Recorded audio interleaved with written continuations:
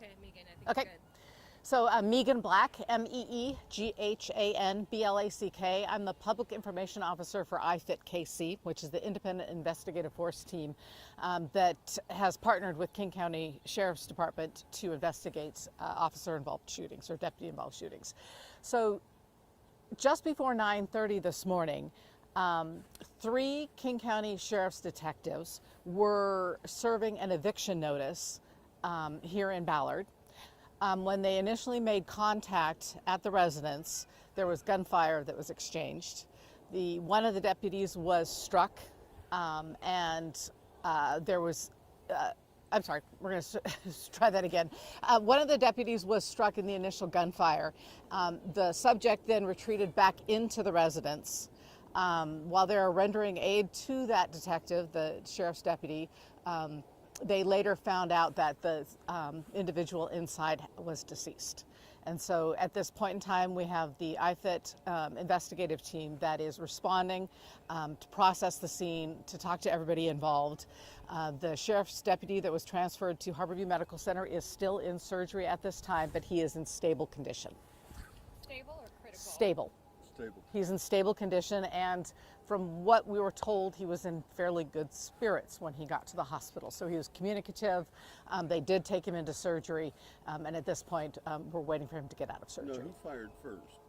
So at this point, we're trying to determine exactly who fired first. So the process that happens in one of these investigative situations is the incident happens when there is a law enforcement official that is involved in the shooting, and they lock down the scene immediately.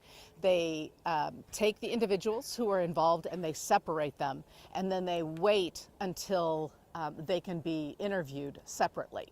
And so that's where we are at this point. The investigative team is made up of 11 to 13 different agencies, and so different detectives from all the different agencies will converge on the scene or around the scene, and then they spread out. So the process is lengthy, and it does take some time, and we're really in the very early stages of this investigation. Is it your belief that it was a sheriff's department bullet that killed the person who was being evicted, or something else? At this point in time, it's too early to tell. We are very early on in the investigation, and we just don't know yet. Do we know what condition we found them in? The suspect that was held up and barricaded in? The suspect was deceased. Did anyone from the, do we know?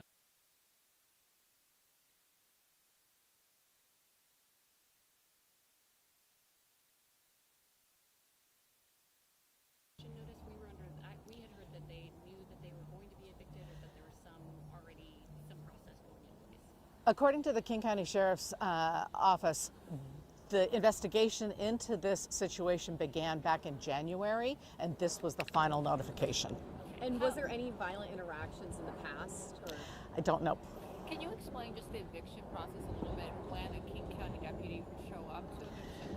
So King County has a very intricate, detailed process for evictions. It is a civil portion of the King County Sheriff's Office, and for information upon how that is carried out, you're going to have to talk to the King County Sheriff's Office. Now, if this connection is accurate, there's a woman that's been out here talking about a friend who knew she was going to be evicted, and there was obviously a lot of anxiety surrounding that.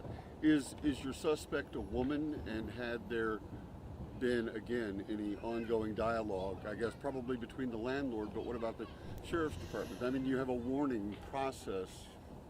So the subject of the eviction is a 29-year-old male, and that's all we know. 29-year-old male. Male. Okay. So, a shooting is possible. That's how the suspect ended up dead, or a suicide, or what are we talking about here? What are the possibilities? That's what we are investigating right now. We are trying to figure out what happened. The subject regressed back into the residence at the time. When officers were able to make entry into the residence, they found the individual deceased. So again, we have to go back through and figure out how many bullets were fired from which guns and where, and then they have to process that and figure out, okay, how did that happen? But we're in the very beginning stages of this investigation, so we're still trying to figure that out. Were there any witnesses or cameras, or what are investigators looking through right now? Who are they talking to? So they're trying to find anyone and everyone. So if there was anyone at the scene or nearby that did see anything, or if you do have home surveillance cameras, please reach out to the King County IFIT investigative team. You can contact the Bellevue Police Department or Kirkland Police Departments in particular and share that information, because they would definitely be interested in having that. Can we circle back to the very beginning here? You say that the deputies walked up. Did they knock on the door? At what point did this become a shootout, for lack of a better word? So what I was told from the preliminary investigation is that the detectives with the King County Sheriff's Civil Division was approaching this unit to serve an eviction notice. On initial contact, there was gunfire exchanged. At this point in time, we're trying to figure out who shot first and what happened, and that's why the detectives are on scene processing the scene right now. Would this have been a forcible removal, today's order with 3 deputies? I don't know. It is standard procedure for them to have 2 or 3 deputies that attend these civil proceedings. But we know that 2 deputies shot. I'm sorry, but We had heard them on the loudspeaker trying to speak to the subject. Did you ever get any response from the subject at all? that I don't know. Was there anybody else inside the subject's apartment? Not that I'm aware of. And I'm sorry, she asked this question, but follow up to her question. You know that 2 deputies did shoot bullets. Yes. What is the time frame from when the officer was shot and when the person was found deceased? I don't have the exact time frame on that. I do know that we were notified of the shooting about an hour and a half after it happened. And at that point in time, they had not located the subject inside yet. So it's a rough within 2 hours. So they're going to try and talk this person to come out of the home. And when that didn't happen, and they had reason to believe they could go in, they did. Can you talk at all, did they describe at all how the barricade, what was the barricade situation? How was the door blocked at all? No, they didn't. There's a pretty stunning photo of officers carrying what appears to be the officer. Any indication whether those other officers saved his life doing that in bringing him the way that they did?